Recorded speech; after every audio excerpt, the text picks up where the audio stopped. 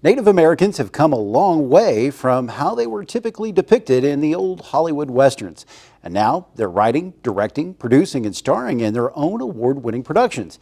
Kennedy Sepulvedo joins us with more on the progress that's being made and what's still left to be accomplished. Kennedy? Jason, storytelling has always played a major role in Indigenous cultures, but those stories were rarely seen on the big screen. However, the mainstream is now getting a taste of what Native American creatives have to offer. Excuse me for my beauty now, for I shall give you some ancient Native American wisdom here.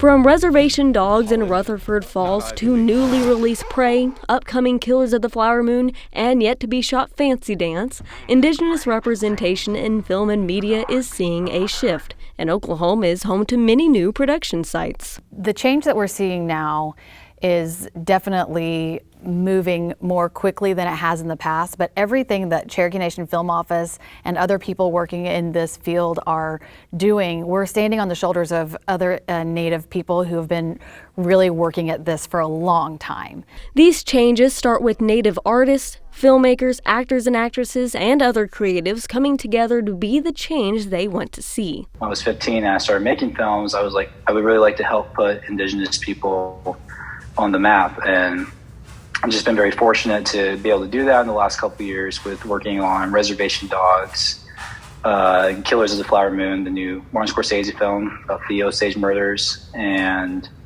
currently working on a new Indigenous film called Fancy Dance. With Indigenous people weaved in and out of multiple departments within these new movies and TV shows, the outcome is a much more accurate portrayal of Native Americans' lives in modern and historic America. When you have Native Americans in all those different levels, it just really increases the production values and makes the stories that we're trying to tell so much more authentic, unique, and wonderful to watch. Only from the inside perspective you get like real nuance and something that resonates with other people. Like that's a great thing when you can see yourself mirrored on screen about intimate details. The lack of true Indigenous representation on the big screen has been a reality for many Native Americans. We have Wes Studi and Gary Farmer and a few other actors that kind of made it in the mainstream, but you know, Indigenous voices and actors and directors and everybody in Hollywood just wasn't really around that much.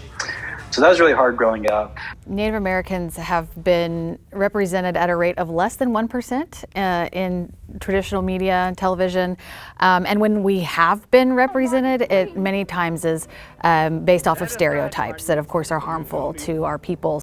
Those harmful stereotypes started in the beginning and have affected Indigenous people since the first European contact.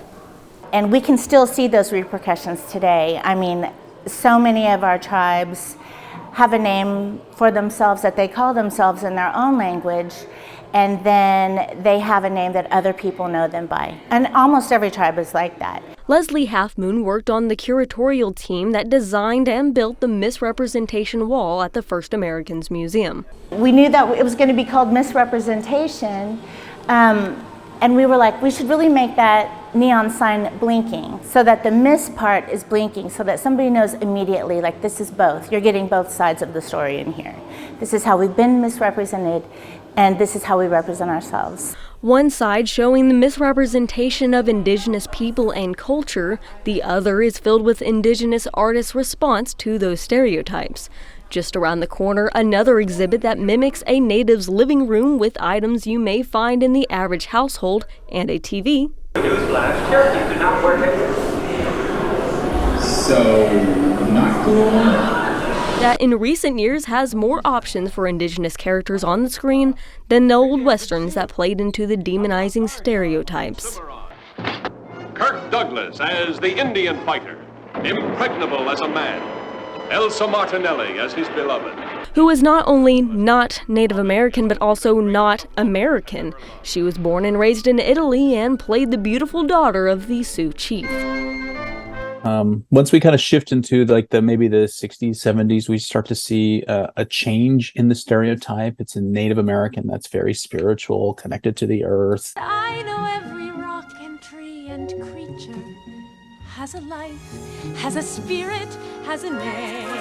Even with a shift in stereotypes, Indigenous people in the industry were not treated with respect. In 1973, Sacheen Littlefeather became the first Native American to take the stage at the Oscars when she declined the Best Actor award on behalf of Marlon Brando. She explained he wouldn't accept the award due to the treatment of American Indians today by the film industry. She was booed by members of the audience and continued to be mocked and discriminated against in years following. Nearly 50 years later, on June 18, 2022, David Rubin, the Academy president, sent a letter apologizing to Littlefeather for the abuse she endured because of her short appearance. The work of Indigenous film creators of the past has allowed the next generation to change the game for Native American representation. The community is now seeing the fruits of those efforts, and I think that it's just going to continue getting better and better.